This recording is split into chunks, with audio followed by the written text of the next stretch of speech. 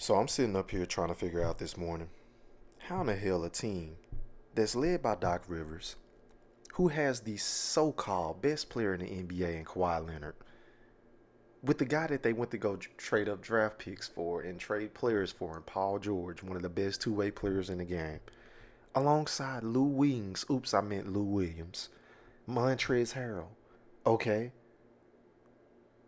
the Morris twin, Reggie Jackson, Shamit, Jermichael Green, blow a 3-1 lead against the Denver Nuggets.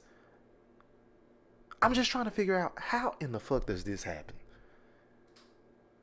And I can honestly say, I haven't seen a choke job this bad, y'all, since the 2016 Golden State Warriors. But even this is worse than that, and I'm going to tell you why. Because at least the Warriors choked to LeBron James and Kyrie Irving. I mean, the Clippers are stacked from top to bottom. And you lose to Nikola Jokic and Jamal Murray and a bunch of role players? Really? Really? And I'm going to take it a step further. I don't want to hear any more comparisons between LeBron James and Kawhi Leonard. Because if LeBron James would have came out and played the way that Kawhi Leonard did these last 3 or 4 games, going 1 for 11 in the second half last night, only shooting 6 for 22 from the field, 2 from 7 behind the 3-point line. He only finished with 14 points, 6 rebounds, and 6 assists in 44 fucking minutes.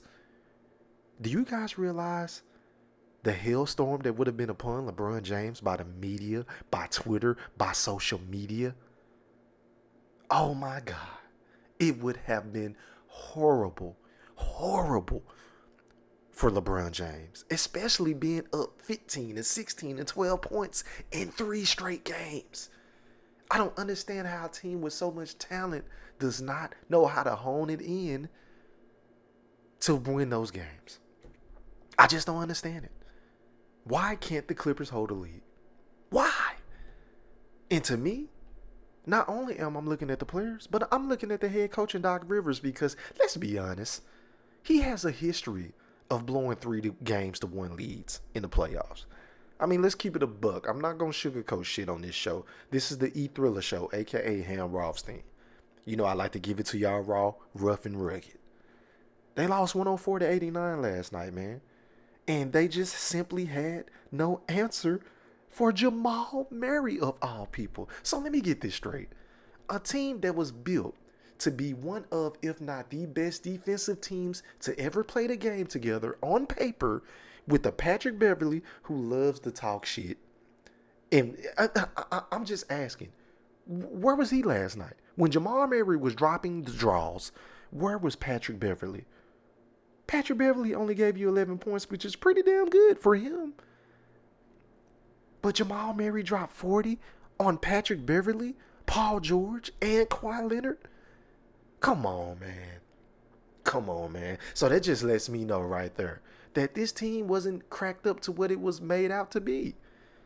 Because all I heard all season long is what? They got dogs. They got Kawhi Leonard. They got Paul George. They got Trez. They got Lou Williams. They got Patrick Beverley. 5 dogs.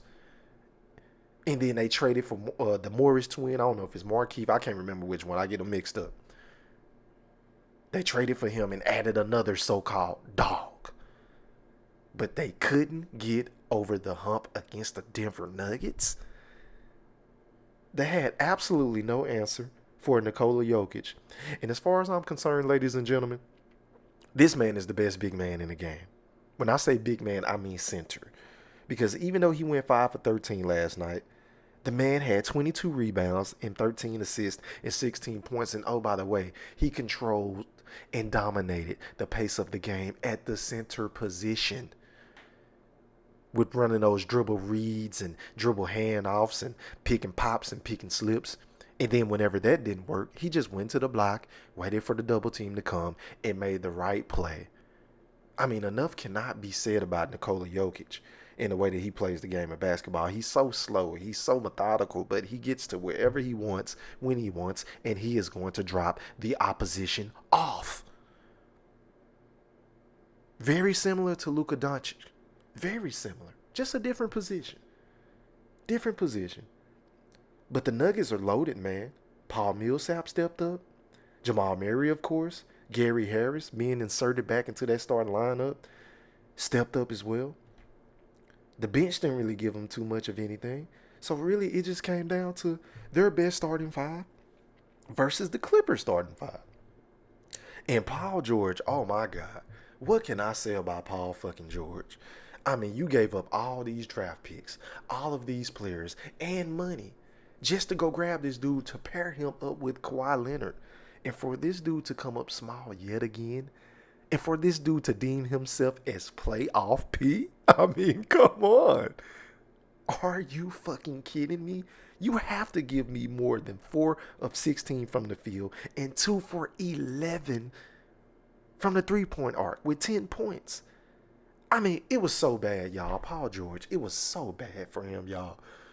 Would you guys believe me if I were to tell you that this man had a wide open 3 in the fourth quarter and shot that motherfucker off the side of the backboard?